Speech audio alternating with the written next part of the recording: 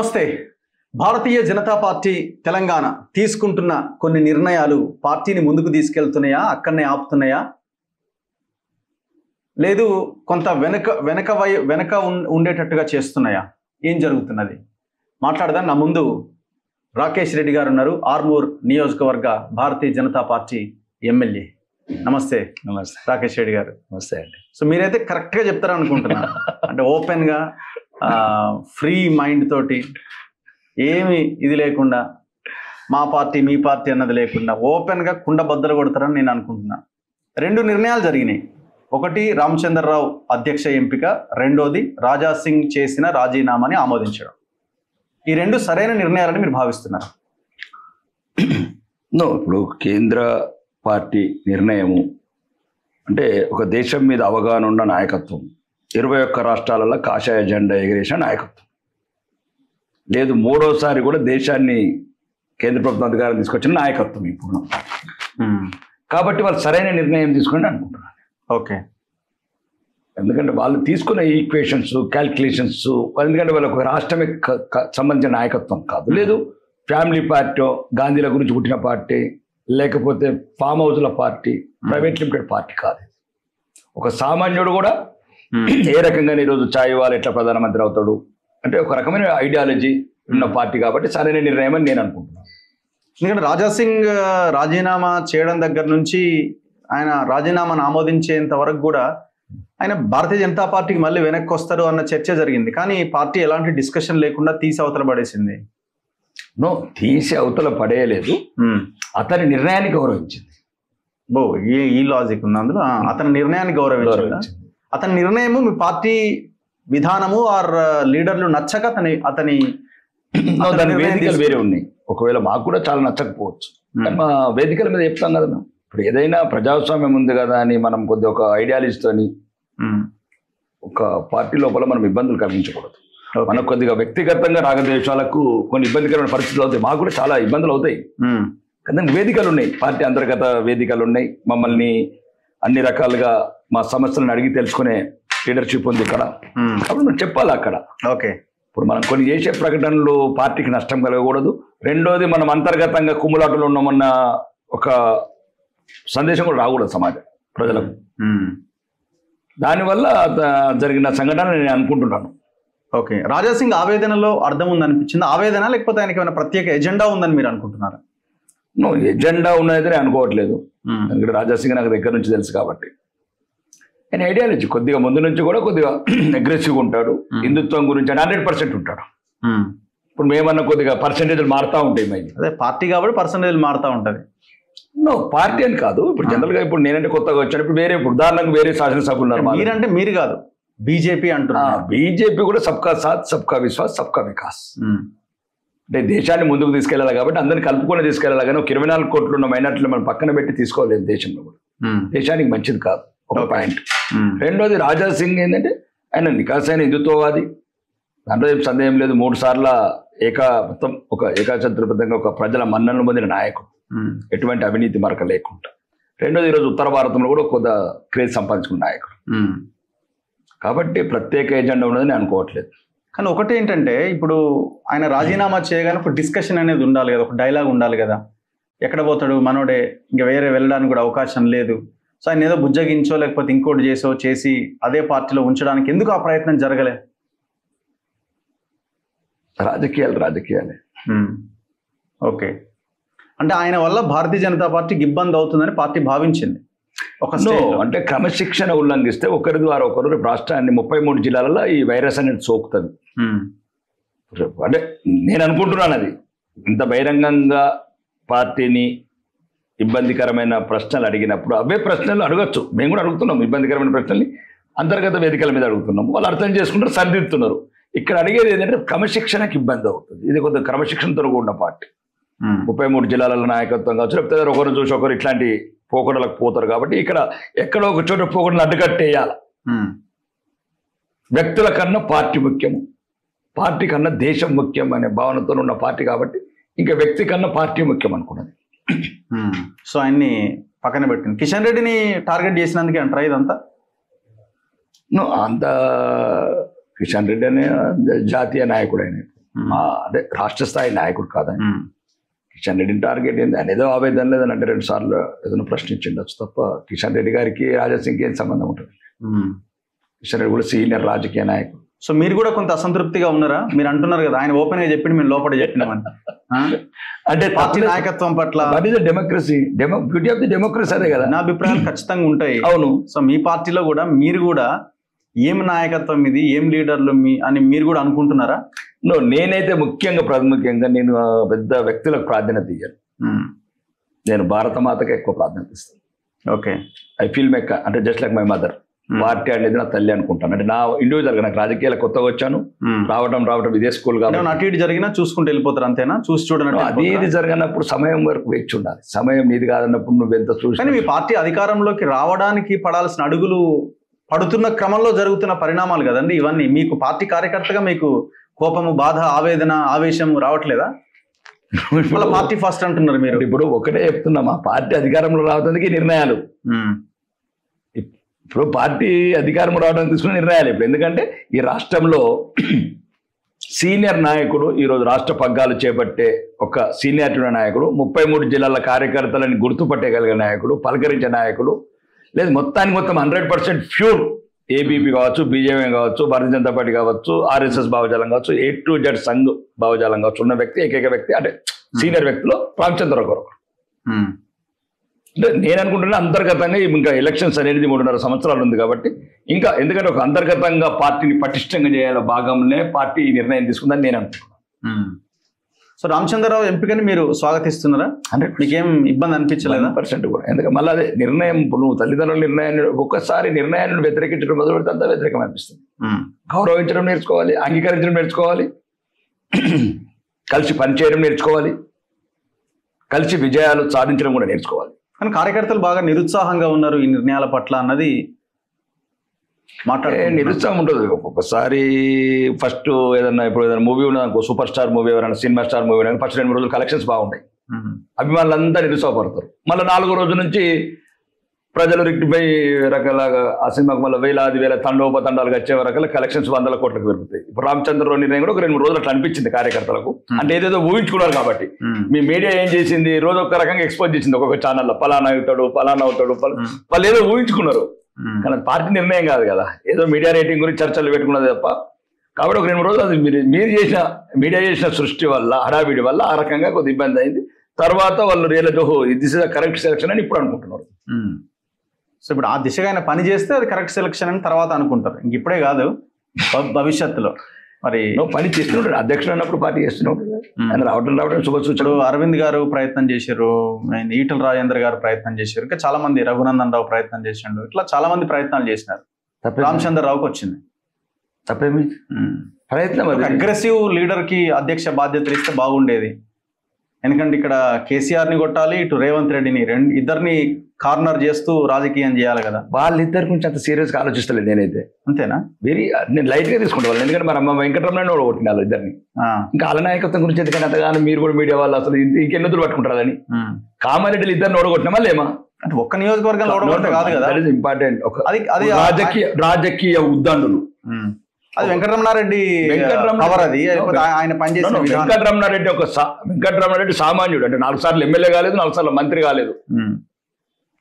ఒక సామాన్యుడు ఒక బీజేపీ కండువ వేసుకొని కాషాయ కండువ కప్పుకున్న కార్యకర్తను పోరాటం చేశాడు, కమలం గుర్తు మీద పోటీ చేశాడు.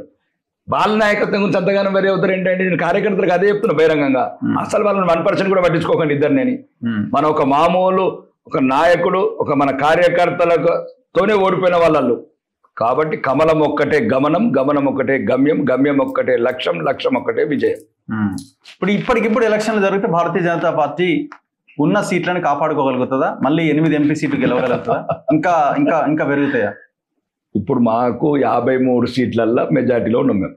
అంటే మొన్న ఎంపీ ఎలక్షన్ లా వచ్చింది ఆ మెజారిటీ. ఒకటి ఏముంటదండి, దాని తర్వాత మీ పోరాటం లేదు, రికార్డ్స్ కూడా లాస్ట్ మ్యాచే ఉంటాయి. నెక్స్ట్ ఇంకా ఒలింపిక్ మ్యాచ్ కాలేదు. లాస్ట్ కూడా ఎమ్మెల్సీ ఎలక్షన్స్ 42 కాన్స్టిట్యూన్సీలో మేమే గెలిచాం. లాస్ట్ మ్యాచ్ వరకు మేమే ఉన్నాం కదా విన్నర్గా. కాబట్టి అదంతా మీరు ఒక రకమైన రాంగ్ ప్రపగండ ఈ కాంగ్రెస్ బీఆర్ఎస్ అట్లా చేస్తున్నాయి. కానీ భారతీయ జనతా పార్టీ బలంగా ప్రజలలో ఉంది. 53 నియోజకవర్గాలు నెంబర్ 1లో ఉంది. 42 స్థానాలు 2వ ప్లేస్లో ఉంది. కాబట్టి ఇక బీజేపీని దేవుడి నిర్ణయం అండి. ఈ లోక కుహాన రాజకీయ నాయకులు ఎన్ని చేసినా తెలంగాణలో ఎగిరేది మాత్రం కాషాయ జెండా మాత్రం. అంటే ప్రజలు కార్యకర్తలు సరే కావాలి అని అనుకున్నా వీళ్ళే మా కుద్రనాయన ఈ అధికారం అని టట్టుగా వీళ్ళు నిర్ణయాలు తీసుకుంటున్నారు అనేది ఒక చర్చ ఏమైనా ఒక్కటి మాత్రం చెప్తున్నాం, అవసరమైతే పానాలు ఇస్తాం మాలాంటి వాళ్ళు కార్యకర్తలకు ఒక ప్రజలకు చెప్తున్నాం. దయచేసి వ్యక్తులు ముఖ్యం కాదు, దేశం ముఖ్యము. దేశంతో పాటు ధర్మం కూడా ముఖ్యము. ఈ అప్పుల తెలంగాణ, అవినీతి తెలంగాణ, అహంకార తెలంగాణ అంతమై ఒక నికాసైన ఒక క్లీన్ ఇమేజ్ గల ప్రభుత్వం ఏర్పడి మెజారిటీ ప్రజలను గౌరవించి అన్ని వర్గాలను కలుపుకుపోయి అభివృద్ధిలో ముందుకు తీసుకెళ్లి అప్పులను తగ్గించే ఏదైనా రాజకీయ పార్టీ ఉన్నదంటే అది భారతీయ జనతా పార్టీ మాత్రమే. మీరు ఈ చిన్న విషయాలకు మీరు ఇబ్బంది పడకండి. నికాసైన బిడ్డలం తొడగొట్టి నిలబడతాం. ఎట్లయితే 36% ఓట్ షేరింగ్ ఉంది, 42 నియోజకవర్గాలలో ఒక ఎమ్మెల్సీని డబ్బులు వంచకుండా ఎదుటి వ్యక్తి అధికార పార్టీ డబ్బులు వంచి దౌర్జన్యాలు చేసిన ఎట్లయితే ఎమ్మెల్సీని గెలిపించుకున్నాం, రానున్న రోజుల్లో ఇంకా సంస్థాగతంగా బలిష్టంగా చేసి మాకు ఉన్నాయంటే 3 జిల్లాలను కవర్ చేసుకుంటే అయిపోతుంది. Khammam, Nalgonda, Warangal finished game close అయిపోతుంది. అసలు ఈ నిర్ణయాలే బీఆర్ఎస్ తో పొత్తు పెట్టుకోవడానికి పునాదులు అని అంటున్నారు కదా. బీఆర్ఎస్ ఉంటే కదా అప్పటి వరకు నాకు తెలిసి ఉండదు. ఇప్పటికే 3 ముక్కలైనట్టున్నది. ఏదో వాళ్ళ కవిత గారు ఏదో పార్టీ పెడుతున్నట్లు, పరేష్ రావు గారు ఒక పార్టీ ఏమో ఒక ఉండని అట్లా ఒక లైన్లో వాళ్ళని ఉండనివ్వండి, భవిష్యత్తులో మనకు అవసరం పడతారేమో అనుకునే దాంట్లో భాగంగా రాజకీయాలలో తప్పేముంది, అంతే అంటారా? ప్రజాస్వామ్యం సహజమే కదా. ఇప్పుడు మా పక్క రాష్ట్రంలో ఉంది తెలుగుదేశం పార్టీ, అంత ఓపెన్ గా చెప్తే ఎట్లా మళ్ళీ దీన్ని ట్రోల్ చేస్తారు. నేను చెప్పేది ఏంటంటే ప్రజాస్వామ్యంలో అంటే ఇది ఒక మన భారతదేశంలో ఏదైతే రాజ్యాంగ నిర్మాతలు ఇంత అందమైన రాజ్యాంగాన్ని రాశారంటే ప్రపంచంలో ఎక్కడ లేదు. అంటే అభిప్రాయ విభేదన వచ్చినప్పుడు విడిపోతారు. ఇప్పుడు తెలుగుదేశం 1999లో కలిసి పోటీ చేసినాము, 2004లో విడిపోయి పోటీ చేసినాము, మళ్ళీ 2009లో కలిసి పోటీ చేసినాము, 2014లో మళ్ళీ కలిసి పోటీ చేసినాము, 2018లో విడిపోయి పోటీ అంటే ఒక తెలుగుదేశం పార్టీతోనే 4 సార్లు విడిపోయిన 4 సార్లు కలిసినాం. ఏముంది, వాళ్ళేమి మన పాకిస్తాన్ ఉగ్రవాదులు కాదు, ఎవరు ఖలిస్తాన్ తీవ్రవాదులు కాదు. మీరు ఒక్కరే అంటున్నారు. మీరు ఇప్పుడు ఏ లీడర్ని అడిగినా బీజేపీ ఆయన్ని లేదు కేసీఆర్ తో మేము ఎందుకు పొత్తు పెట్టుకుంటాం, కాంగ్రెస్ వాళ్ళు బీఆర్ఎస్ వాళ్ళు పెట్టుకుంటారు కానీ మేము వాళ్ళు అన్నదాంట్లో నిజం ఉన్నది. నేను అనేది ఏంటంటే ప్రజాస్వామ్యంలో ఉన్న ఒక అందాన్ని చెప్తున్నాం. నేను అదే అంటే ఇది కూడా జరగవచ్చు అని అంటున్నారు. తప్పేముంది అని నేను అంటున్నాను. అదే అంటున్నాను నేను కూడా. ఇప్పుడు దాంట్లో మళ్ళీ ప్రజాస్వామ్యాన్ని అపహాస్యం చేసినట్లు. మనం ప్రజాస్వామ్యం ఎప్పుడు అపహాస్యం చేయకూడదు. మనం ఖలిస్తాన్ తీవ్రాలతో పొత్తు పెట్టుకోలేదు, దేశ విభజనకారులతో పొత్తు పెట్టుకోవట్లేదు, ఎవరితో పెట్టుకోవచ్చు రాజకీయాలలో. నేను దానికి ఉదాహరణ చెప్తున్నాను తెలుగుదేశం పార్టీ గురించి. నేను చెప్పింది దాంట్లో అబద్ధం ఉందా? 99లో పొత్తు పెట్టుకున్నాం తెలుగుదేశంతో, 2004లో విడిపోయినాం, 2009లో పొత్తు పెట్టుకున్నాం, 2014లో పెట్టుకున్నాం, 2018లో విడిపోయినాం, 2024లో పెట్టుకున్నాం. దాన్ని చెప్పండి. మరి నేను అడిగేది ఏమంటున్నా అంటే ప్రజాస్వామ్యంలో అన్ని సహజమే. కాబట్టి మాకు కావాల్సింది తెలంగాణ. ఇదే లైన్ పార్టీ లైన్ గా చెప్పొచ్చు కదా. పార్టీ లైన్ ఎందుకు చెప్తాను? పార్టీ లైన్ ఎందుకు? మీకు ప్రజాస్వామ్యం లైన్ చెప్తున్నాను, పార్టీ లైన్ చెప్తలేను. నేను బీఆర్ఎస్ గురించి మాట్లాడలేదు. ఏ పార్టీతో పొత్తు పెట్టుకోవచ్చు. ప్రజాస్వామ్యం మీద నమ్మకం ఉండి, రాజ్యాంగ విలువల మీద నమ్మకం ఉండి, రాచరిక పోకడలకు దూరం ఉండి, అప్పుడు కంపల్సరీ ఏముంటుంది. ఒక్కటి మాత్రం నిజం, ఈ దేశంలో రెండు పొత్తు పెట్టుకో. కాంగ్రెస్ బీజేపీ ఎప్పుడు పొత్తు పెట్టుకో, ఉన్నాయి నేషనల్ పార్టీస్ 2. అదేలేండి, వాళ్ళిద్దరికి పడదు, పడదని కాదు, కుదరదు. మా ఉద్దేశం ఏంటంటే దేశ విద్రోహ పార్టీ అడుగడుగున పాపం అమాయకులైన మహిళలు. అట్లాంటి కాంగ్రెస్ ని ఓడగొట్టడానికి అవసరమైతే మీరు బీఆర్ఎస్ తో ఎవరి పొత్తు అవసరం లేదు. మేము సంపూర్ణంగా ఒంటరిగా పోటీ చేసి 100% సుమారు 80 సీట్లతో రాష్ట్రంలో ప్రభుత్వం ఏర్పాటు చేస్తాం. అన్ని ఇంటెలిజెన్స్ సర్వేలు అదే ఉన్నది. ఆల్రెడీ యువత ఊరకలెత్తుతున్నది. తెలంగాణ సమాజం అంతా భారతీయ జనతా పార్టీ కావాలని కోరుకుంటున్నారు. వీళ్ళ వల్ల కాదు, వీళ్ళ నిర్ణయాలు ఇట్లున్నాయని అనుకునే వాళ్ళు కూడా ఉన్నట్టు అనిపిస్తున్నది నాకు. ఎందుకు ఇప్పుడు ఒక్కటండి, రాసి పెట్టుకోండి రఘు, రాష్ట్ర ప్రభుత్వం ప్రమాణ స్వీకారం చేయగానే వస్తాను ఇక్కడికి ఇంటర్వ్యూకు. అంతేనా? భారతీయ జనతా పార్టీ అభ్యర్థి హోమ్ మినిస్టర్ మా ఛానల్తో అన్నట్టున్నారు కదా, నేనే హోంమంత్రి రాసి పెట్టుకోని. నేను అంటే అప్పుడు పిలుస్తాను మీరు రఘుని అని చెప్పాను. నేను అవుతారా అన్నప్పుడు రఘు పాస్ పంపిస్తాను లేదు, ఎందుకంటే నాకు ఏదో కొన్ని పాసులు ఉంటాయి కదా. ఓకే, పదవులు పంపిస్తారు. మీరు నిశ్చితంగా ఉండండి. మళ్ళీ సార్ వచ్చినప్పుడు మీకే బాధ అవుతుంది. ఇంటర్వ్యూకి వస్తే పొరపాటున బీఆర్ఎస్ తో పొత్తు పెట్టుకుని మీ సీట్ ఎగిరిపోగల, అది చూడండి. ఒక్కటండి, తలరాతలు మార్చలేము. నీ రాతను నువ్వు రాసుకో, నీ రాతను మీరు రాసుకోండి. జీవితమైనా ఏదైనా రాజకీయమైన ఎవడు నీ రాత రాయడు, ఎవడు నీ గురించి ఉండడు. 3 నెలల్లో ఎమ్మెల్యేలు కాలేదా? సంవత్సరం లోపల మొత్తం సుమారు కొన్ని లక్షల మందికి దగ్గర కాలేదా? ఏముంటుందండి, దేవుడు రాస్తాడు నీ మంచి చెడుల గురించి. ఎవరు గీళ్ళు వాళ్ళు వీళ్ళు వచ్చి వాళ్ళే. ఇప్పుడు జూబ్లీహిల్స్ లో గెలుస్తారా మీరు? అవకాశం ఉందా? విజయం మీద సంపూర్ణమైన విశ్వాసం ఉంది. రాష్ట్ర నాయకత్వము, కేంద్ర నాయకత్వం తీసుకునే నిర్ణయాలు ఒక మామూలు అదే కార్యకర్త పార్టీలో. సో ఎట్లుంది గవర్నమెంట్? మీ నియోజకవర్గం ఎట్లుంది? స్టేట్ ఎట్లుంది? అంతా ఆల్ సెట్? లాస్ట్ ఇంటర్వ్యూకి ఈ ఇంటర్వ్యూకి మధ్యలో జరిగిన పరిణామాలు, ప్రభుత్వం పనిచేస్తున్న తీరు అని చేంజ్ కనిపిస్తున్నదా మీకు? ప్రభుత్వం పనిచేస్తుంది, కొందరి గురించి పనిచేస్తుంది. ఓకే, ఎవరు వాళ్ళు? ఇప్పుడు గౌరవనీయ ప్రభుత్వంలో ఎవరైతే ఉన్నతమైన స్థానాల్లో ఉన్నారో వాళ్ళ గురించి పనిచేస్తుంది. ఊహలకు అందని, కళ్ళకు కనబడని 4th సిటీలు 5th సిటీలు. ఒక చిన్న ఉదాహరణ చెప్తుంది ఈ ప్రభుత్వం గురించి. నిజంగా ఈ తెలంగాణలో ఉన్న రైతాంగం అంతా మీరు ఆలోచించుకోండి. గత ప్రభుత్వంలో రైతు బంధు అని ఒక స్కీమ్ ఉండేది, ఎకరానికి 5,000. అవును, అర్థమైందా? అంటే ఇతను 7,500 ఇస్తా అన్నాడు. ఫర్ ఎగ్జాంపుల్, నీకు 5 ఏళ్ళ అధికారం లోపల 10 ఇన్స్టాల్మెంట్లు ఉంటాయి, అంతే కదా. నువ్వు 2,500 అక్కడికి ఇచ్చినా కానీ 25,000 అడిషనల్కి ఇస్తావు నువ్వు 5 సంవత్సరాల్లో. అతని 2 సంవత్సరాలు 22,000 కొట్టేశారు వీళ్ళు. 2 ఇన్స్టాల్మెంట్ ఏం లేదు. అంటే తెలంగాణ ప్రజలు చైతన్యం కావాలి. ఎవడేం చెప్తున్నాడు, ఏం చేస్తున్నాడు, ఆ ప్రభుత్వానికి ఈ ప్రభుత్వం తెలియదు. ఒక మోసపూరిత వాగ్దానం తప్ప. మీరు చెప్పండి కదా, ఇప్పుడు 1,000 రూపాయలు పెంచారు, ఒక 10 సార్లు ఇస్తే ఎంత నీకు వచ్చింది? 10,000. కానీ ఇప్పుడు 2 ఇన్స్టాల్మెంట్ ఇవ్వలేదు. కాబట్టి ఇట్లాంటి మోసపూరి. ఇప్పుడు 72 లక్షల మందికి రుణమాఫీ అన్నారు, 24 లక్షల మందికి ఇచ్చారు. ఇంకా వాళ్ళు చెప్పిన స్కీమ్లు ఏవీ లేవు. ప్రియాంక గాంధీ గారు స్కూటర్ కంపెనీ పెడుతున్నారంటే ఇంతవరకు స్కూటీలు ఇస్తామని చెప్పింది పాపం ఆమె. మరి నాకు మొన్న అడిగారు, నేను అడుగుతుంటే మంత్రిని ఏమేమి మేనిఫెస్టోలో పెట్టారు మన ప్రియాంక అమ్మ స్కూటీ ఇస్తా అన్నది కదా అంటే, లేదు అది కంపెనీ ఇప్పుడే భూమి పూజ చేసిండు రాబర్ట్ వాద్రా, ఆయన పూజ ఎట్లా చేసిండు, క్రిస్టియన్ కదా అని నేను అన్నా. లేదు అది ప్రేయర్ చేసిండు అని చెప్పిన. కాబట్టి ఒక మోసపూరిత వాగ్దానాలు తెలంగాణ ప్రజలను వంచి వాళ్ళ అమాయకత్వాన్ని ఆసరా చేసుకొని గత ప్రభుత్వ తప్పిదాల వల్ల ఏదైతే ప్రజలు నిరాశ నిస్పృహలతో ఉన్నప్పుడు అప్పుడు తీసుకున్న కొద్దిగా నిర్ణయం, ఆ విజయాన్ని మా పార్టీ అందుకోలేకపోయింది. కొన్ని కారణాలు కావచ్చు, లేకపోతే అది కాలం కావచ్చు. కాబట్టి జరిగిన నష్టాన్ని ఈరోజు ప్రభుత్వం మరి ఇంకా దుర్మార్గం, ఇంత దుర్మార్గమైన ప్రభుత్వం నేను ఎప్పుడు చూడలేదు. ఒక శాసనసభ్యుడు చెప్తున్నాను. అంతేనా? నేను చెప్పి ఛాలెంజ్ చేస్తున్నాను దీనికి. ఇంత దుర్మార్గంగా నేను చెప్తున్నా బాబా, మా ఇన్ఛార్జ్ మంత్రి సీతక్క గారని, అదే నక్సలైట్ ఉద్యోగంలో పనిచేసి అడవిలల్లో బందూకులు పట్టి సమాజం గురించి ఫైట్ చేసిందని నాకు చెప్తారు అప్పుడప్పుడు యూట్యూబ్లో. ఒక దళితుల హాస్టల్కి ఫౌండేషన్ అయితే మీరు ఇదే ఇస్తలేదు పర్మిషన్. దళితుడా? ఒక దళితుల హాస్టల్ శాంక్షన్ చేయించుకున్నా, తిరిగి శాంక్షన్ అయింది, టెండర్ అయింది. అది దానికి 53 సార్లు తిరిగిన, 55 సార్లు తిరిగిన. 3 కోట్లు ఎంత 2 కోట్లన్నర. పాపం అసెంబ్లీలో మాట్లాడినా, కూలిపోయే దశలో ఉంది 50 ఏళ్ల కింద. పాపం దళిత బిడ్డలు ఉంటారంటే ఏదో ప్రభుత్వం కొద్దిగా ఆలోచించి నిగ్గదీసేవచ్చు. అట్లాంటి దుర్మార్గమైన ఇన్ఛార్జ్ మంత్రుల వ్యవహారం ఏంటి ఇవ్వట్లేదా మీకు? అంటే రకరకాలుగా, ఇప్పుడు గురువాలు ఉన్నాయనుకోండి, అనర్వులకు ఇచ్చుడు. ఏమనంటే ఇన్ఛార్జ్ మంత్రి, ఇంతకుముందు ఒక దొర ఉండే, కొల్లాపూర్ దొర, ఎర్మ దొర, జూపల్లె దొర అంటే అర్థమైంది, దొరలకు బాగానే పరిచయం కదా నీకు. ఓకే, ఆ దొర పోతే మళ్ళీ మేమనుకున్నాం మా అక్క వచ్చింది, సమాజ స్థాపనకు సమాజం పట్ల స్పందించి అక్క వచ్చిందని నేను అనుకున్నాను. కానీ ఆమె కూడా ఈ దుర్మార్గమైన రాజకీయాలల్లో పావైపోయింది.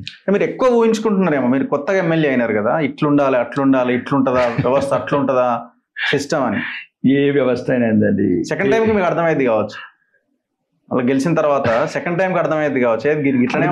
ఏం చేయం, పేదవాడికి ఏం చేయం, అన్ని ఉన్నవాడికి వేస్తాం, అంతే కదా. మరి అట్లే నడుస్తున్నది కదా. ఒక ఉద్యోగాలు ఇయ్యము, జాబ్ క్యాలెండర్ అంటాము, జాబ్ క్యాలెండర్ ఇయ్యము, అభివృద్ధులు చేయము, రోలర్ రిపేర్ చేయము, ఒక అవినీతి అక్రమాలని బయట పెట్టము, కమిషన్లు వేసి బెదిరించి బ్లాక్మెయిల్ చేస్తాము. ఇదేనా కాంగ్రెస్ పాలన అంటే? ఇక కుటుంబ పాలన పోయి మరి కాంగ్రెస్ ప్రజల పాలన, ఈ ప్రజల పాలన మళ్ళీ దోపిడీ పాలన ఎందుకు? నేను అడిగేది ఒకటేనండి, 33 జిల్లాలను సమానంగా చూడండి.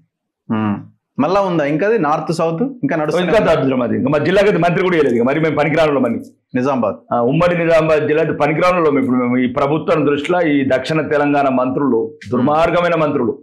ఒక్కొక్క జిల్లాకు 3 మంత్రులు దొరికినట్టు దోసుకపోతున్నారు. మా నిజామాబాద్ జిల్లా అండి. ఓకే, మీరు ఎవరినన్నా పెట్టుకోండి. ఇంకా కాకపోతే పాపం మా రేవంత్ రెడ్డి గారు అన్న ఉంటాడు, తిరుపతి రెడ్డి అన్నను కూడా పెట్టుకోండి మంత్రి, మాకేం కాదు. ఏమైతే ఒక ఎమ్మెల్సీ నామినేట్ మా నిజామాబాద్కి ఒక మంత్రి అని ఇవ్వమంటుంది కాంగ్రెస్ ప్రభుత్వాన్ని. ఇప్పుడు మా జిల్లాలో మీకు పనికిరాని వ్యక్తులు ఉన్నారనుకుందాం, అంటే గెలిచిన ఎమ్మెల్యేలు కూడా మీ దాంట్లో సరైన నాయకత్వ లక్షణాలు లేవని మీకు ఉంటే మీ కుటుంబ సభ్యులను పెట్టుకోండి. లేకపోతే తుమ్మల నాగేశ్వరరావు కుటుంబంకి వెళ్ళి పంపించుకోండి. లేకపోతే బట్టి విక్రమార్క, ఉత్తమ్ కుమార్ రెడ్డి, కోమటిరెడ్డి ఎవరైనా పంపించండి మా జిల్లాకు. బానిసలం కదా, బానిసలము. మాకు బడ్జెట్లో అవకాశాలు లేవు. 2 లక్షల కోట్ల అప్పు, 3 లక్షల కోట్ల ఆదాయం, 5 లక్షల కోట్ల, సుమారు 500 కోట్లు ఇవ్వలేదు. ఇది ఎప్పటికో భవిష్యత్తులో మీకు సరైన లోకల్ బాడీ ఎలక్షన్స్ వస్తున్నాయి కదా, మరి మొత్తం బీజేపీ స్వీపా? రాజకీయాలు వేరే. ఒకటి బీజేపీ ఒకటండి. మీ నియోజకవర్గం యుద్ధం చేస్తాం, మా నియోజకవర్గం నేను మొత్తం 119 యుద్ధం చేస్తాం. ఏమున్నది, కొన్ని గెలుస్తాం, కొన్ని ఓడతాం. దట్ ఇస్ ఎ గేమ్ అని నేను చెప్పేది ఒకటండి రగ్గారు. గెలుపోవటం లేని ప్రభావితం చేస్తే తప్ప ప్రజాస్వామ్యాన్ని కాదు, ప్రజల హక్కుల గురించి అడుగుతున్నాను. ప్రారమూరు ప్రజలు ఏం చేశారు, బాల్కొండ ప్రజలు ఏం చేశారు? ప్రజలైతే తెలంగాణ వాళ్ళే కదా. ఒకవేళ గెలిస్తే ప్రశాంత్ రెడ్డి బీఆర్ఎస్ నుంచి గెలవచ్చు, నేను బీజేపీ నుంచి గెలవచ్చు. కానీ మా ప్రజలు ఏం చేశారు? మా ప్రజల అంటే ఈ పన్నులలో మా ప్రజలు కడతలేరా? ఎక్సైజ్ డ్యూటీలు, ఆ డ్యూటీలు, రిజిస్ట్రేషన్లు, రోడ్ ట్యాక్స్లు, ఉప్పు తింటే పప్పు తింటే ఇవన్నీ మేము కడతలేము. మా పన్నులు ఆర్మూరోడు పాల్గొండోడు. మరి అప్పులు తెచ్చినాయి మీరేనా దక్షిణ తెలంగాణకి పెట్టుకుంటారా? లేదు, సీతక్కకు 500 కోట్లు ఇస్తే చాలేగా. ఏంటి అన్యాయమని అంటారు? చెప్పండి కదా, చెప్పండి. ఉమ్మడి జిల్లాకు ఖమ్మంకు 3 ఇచ్చిండ్రు మంత్రులు, మహబూబ్నగర్కు 3 ఇచ్చిండ్రు. ఇంత దరిద్రంగా తయారైందా నిజామాబాద్ జిల్లా అంటే? ఆదిలాబాద్ జిల్లా మరి ఎట్లా అభివృద్ధి చెందుతుంది? ఆదిలాబాద్ జిల్లా అట్లా కాదు. ఆదిలాబాద్ జిల్లా, నిజామాబాద్ జిల్లా ప్రజలు చేసిన నేరం ఏంటి? ప్రజా ఉద్యమాలు లేవదీస్తారు స్వచ్ఛందంగానే. అప్పుడు మీకు దక్షిణ తెలంగాణ ప్రజలతో కాదు మా పోరాటం, దక్షిణ తెలంగాణ నాయకులతో, సీనియర్ మంత్రులతో, ఎటువంటి ఆలోచన నేను పరిపాలిస్తున్న ముఖ్యమంత్రితో. చెప్పండి కదా ఈ మాటకి ఏ రాజకీయ నాయకుడు వచ్చి, ఏ కాంగ్రెస్ నీళ్ళు వచ్చి మాట్లాడతాడు? తప్ప కాదా? తప్పే కదా, సమన్యాయం ఉండాలి. మరి అనరులకు పథకాలు ఏమండి? ఇప్పుడు మీరు ఇంతకుముందు గత ప్రభుత్వం మీద అపండాలు వేసి మళ్ళీ మీరు కూడా ఉన్నోరికి ఎత్తున్నారు. ఎవరి కోసం వచ్చింది తెలంగాణ, ఎవరికి తెచ్చిండు తెలంగాణ, మళ్ళీ మీరు కూడా మీ గురించే తెచ్చుకుంటారు. ఇక ఏమనంటే 4th సీట్ అంటారు. అది కారణం పడతలేదు. అది ఆడున్నదో కథకంగా పోయినది మధ్యన ప్రతి ఒక్క కూడా 4th సీట్ అంటారు. మీకు ఏమైనా సిట్ కాల్ వచ్చిందా ఫోన్ ట్యాపింగ్ అని? నాకు రాలేదు. మీకు రాలేదా? మీ ఫోన్ ఏం ట్యాప్ చేయలేదు? ఏమైతే చేతి చేసిన రచనలు ఏముంటుందండి? మేమైనా సినిమా ఫీల్డ్లో ఉన్నామా, లేకపోతే యువరాజులమా, లేకపోతే అధికార పార్టీలో ఉన్నామా? మమ్మల్ని ఏమైనా ప్రలోభ పెడతారా? మేము ఎవరైనా బ్లాక్మెయిల్ చేస్తామా, బెదిరిస్తామా? రాజులు, రాజకుమారులు, లేకపోతే రాజ్య వ్యవస్థ ఎట్లయితే అమాయకమైన ఆడబిడ్డలు అంటున్నారు కదా. ఇప్పుడు షర్మిల గారు అంటున్నారు నా ఫోన్ ట్యాపింగ్ అయింది, కవితే అంటుంది కదా. ఇంకా కూతురే అంటుంది కదా, సీఎం గారు, మాజీ సీఎం గారు కూతురు. అంటే దీన్ని బట్టి మరి వాళ్ళకి సమాధానం వాళ్ళే చెప్పాలి. అంటే ఏ రకంగా అరాచకాలకు పాల్పడ్డారు. ఇప్పుడున్న ప్రభుత్వం ఆ పాపం మిస్ ఇండియా ఏదో మిస్ ఇంగ్లాండ్ అన్న ఆమెను ఏం చేశారు అట్లా. కాబట్టి దీనికి ఒకటి పరిష్కారం, భారతీయ జనతా పార్టీ. ఈ ఫాతిమా కాలేజీ మీద పెద్ద చర్చ నడుస్తున్నది. రంగనాథ్ గారు క్లారిటీ ఇచ్చారు. దాతృత్వంతో పేద ప్రజలకు, అక్కడ పేద ముస్లిం మహిళలకి, అమ్మాయిలకి విద్య అందుతుంది కాబట్టి మేము దాన్ని కూల్చబోము అని చాలా స్పష్టంగా చెప్పారు. రంగనాథ్ గారు అయితే నాకు గౌరవం ఉండేది ముందు వరకు. ఇప్పుడైతే ఆయన ఉద్యోగానికి అన్నారు కూడా, చదువు కూడా అన్నారు ఆయన. IPS ఎట్లా పాస్ అయ్యండి ఆయన. నేను ట్యాంక్ బండ్లో కడతా, హుస్సేన్ సాగర్లో కడతాం మా హిందువుల గురించి. పేద పిల్లలకే కడతాం మేము. ఒప్పుకుంటాడా? అంటే ఇది ఎప్పటి నుంచో ఉంది కదా, అక్బరుద్దీన్ ఉటకు ముందు నుంచి ఎట్లా అంటే నడి రోడ్డు మీద నువ్వు కట్టేస్తే ఎట్లా పేద పిల్లలకని? మరి హిందువులు అంటే హిందువులు రంగనాథ్ గారి దృష్టిలో మనుషులు గారా? చెప్పాలి రంగనాథ్ గారు, రేవంత్ రెడ్డి గారు చెప్పాలి నేను సమాధానం. హిందువులకు సంబంధించిన ఈ స్కూల్ ఉన్నా కూడా దాన్ని కూడా వదిలేస్తాడేమో. ఇప్పుడు హిందువులదైతే అదే అంటున్నాను కదా, హుస్సేన్ సాగర్ లో కడతామంటున్నా, దీనికి సమాధానం చెప్పంటారు రంగనాథ్. హుస్సేన్ సాగర్ లో కడతా. చూడకండి, 15,000 మంది విద్యార్థులకు ఆయన రికమెండింగ్ చేయమను, పెడతాను పేద పిల్లలకు అనాథ పిల్లలకు స్కూల్ పెడతాను హుస్సేన్ సాగర్ లో.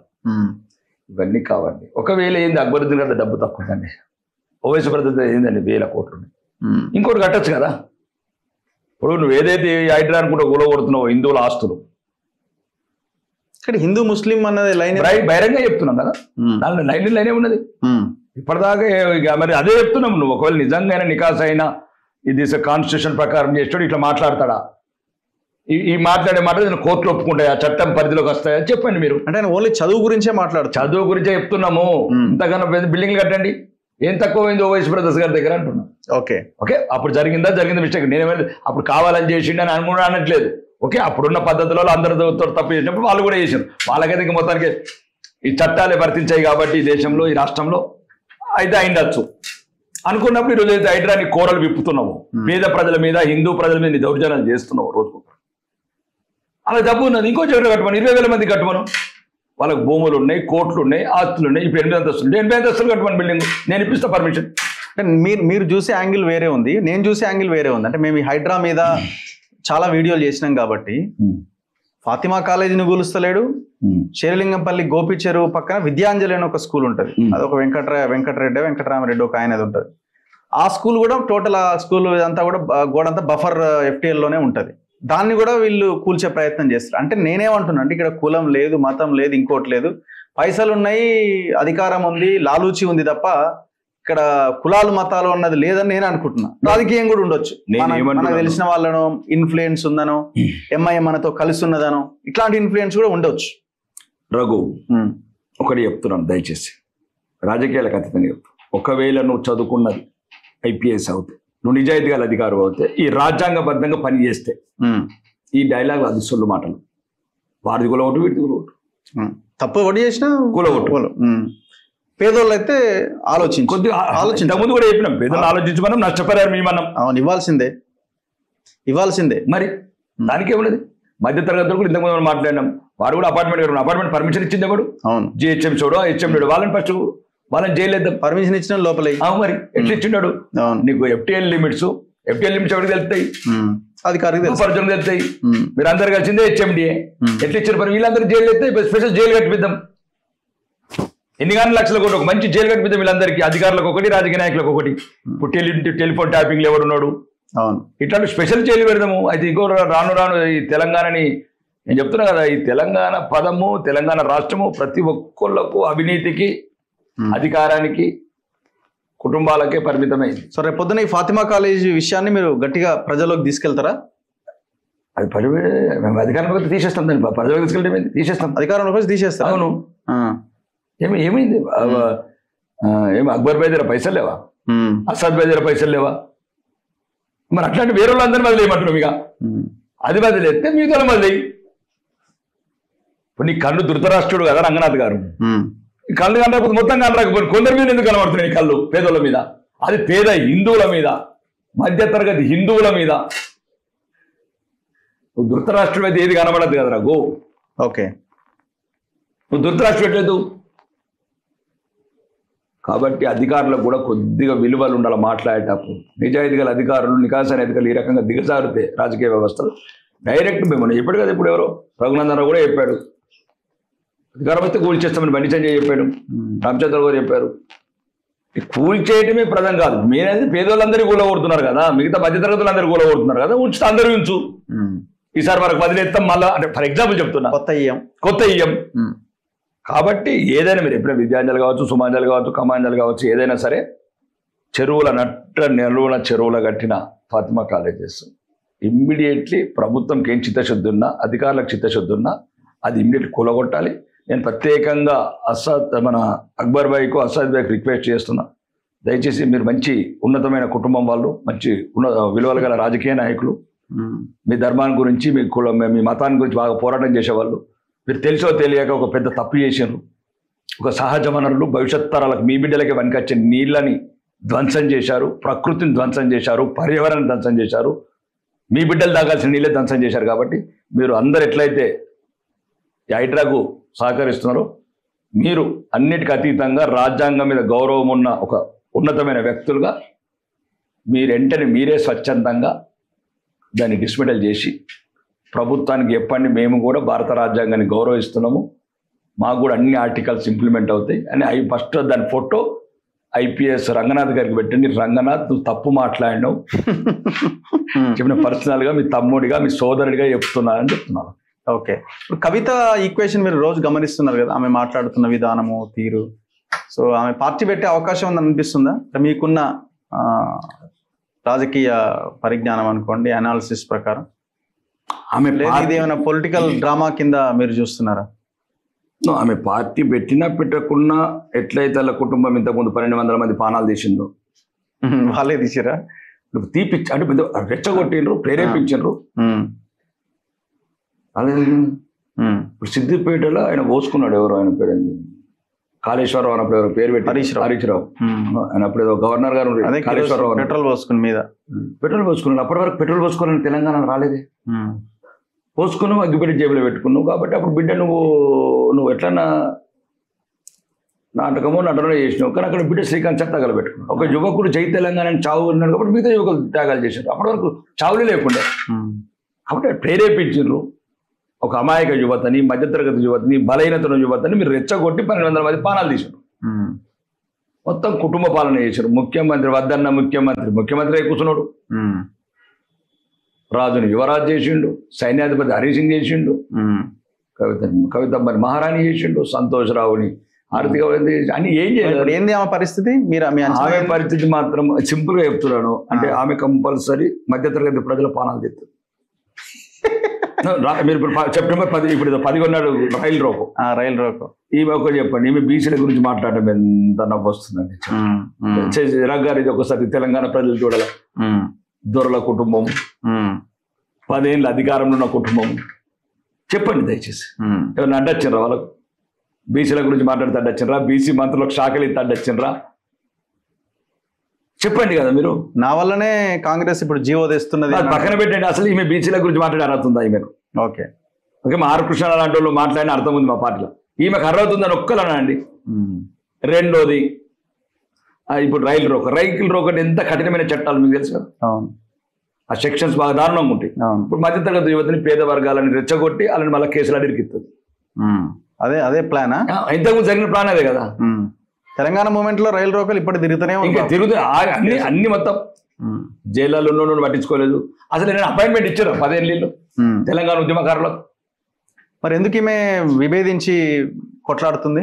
డబ్బు కోసమా? అంటే అక్కడ ఏదో లాకర్లలో కీస్ ఇస్తలేరు అంటే మీకు కావాల్సింది చెప్పింది. అట్లా ఎందుకు మరి? పాపం ఆయన ఏం చేసినాడు? మామూలు ఒక అమెరికాలో సాఫ్ట్వేర్ ఎంప్లాయీ కేటీఆర్ కవిత గారు, ఈమె కూడా బ్యూటీ పార్లర్ ఉన్నాడట పాపం. ఆయన చెప్తారు, గోనె ప్రకాశ్ రావు గారు మొత్తం చెప్తారు. సినిమాకి టికెట్ లేకపోతే నేనే 10 రూపాయలు ఇచ్చినాను. వాళ్ళేమో మేము జమీందారుల నిజాం వారసులం అంటారు. అలా చుట్టమవుతాడు గోనె ప్రకాశ్ రావు మాజీ ఎమ్మెల్యే. అవునవునవును. ఇక ఇల్లు చూడండి ఒకసారి 300-400 కోట్లట.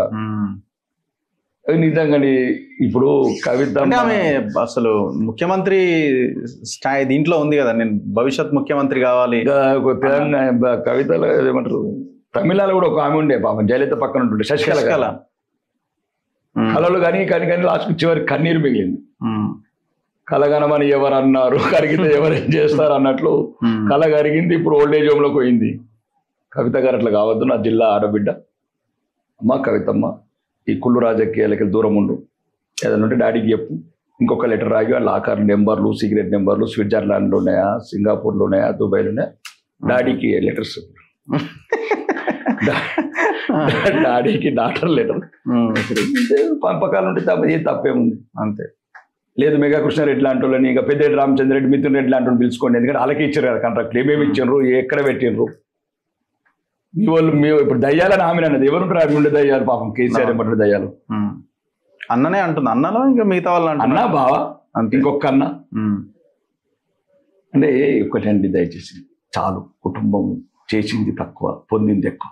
తెలంగాణ సమాజం చేసిండొచ్చు, కొద్ది గొప్ప చేసిన చేయలేదంటే, కానీ పొందింది చాలా ఎక్కువ. మీకు 500 సంవత్సరాల వరకు సరిపడంత పొందిండ్రు. మీ 5 తరాల వరకు ఆగి బతకాలి. 5 తరాలే, 5 తరాలు. ఇక పెద్ద మనిషి పాపం కొద్దిగా బీమార్ అయిండు, కొద్దిగా ఇంకా బాధ పెట్టకు, పోయి సేవ చేసుకుంటూ ఉండాడు. కన్న తండ్రి రుణం తీసుకో. ఇప్పుడు మనసులో పట్టకుండా రోజు ఒకటి స్టేట్మెంట్ ఇచ్చి పెద్ద మనిషికి కాళ్ళ మధ్యన కర్ర పెట్టి తీరం పట్టకుండా ఏదో చూస్తే బాధ అనిపిస్తున్నది, నడత్తలేదు ఏమొస్తలేదు, హాస్పిటల్కి వస్తున్నాడు వారానికి ఒకసారి. అవును, కొద్దిగా మంచిగా తొందరగా కూడా అసెంబ్లీకి రావాలని కోరుకుంటున్నా పెద్ద ఆయన. Anyway thank you very much Rakesh Reddy గారు, థ్యాంక్ యూ, ధన్యవాదాలు. ఇది ఆర్మూర్ ఎమ్మెల్యే రాకేష్ రెడ్డి గారితో స్పెషల్ ఇంటర్వ్యూ. చూస్తూనే ఉండండి మన తొలి వెలుగు.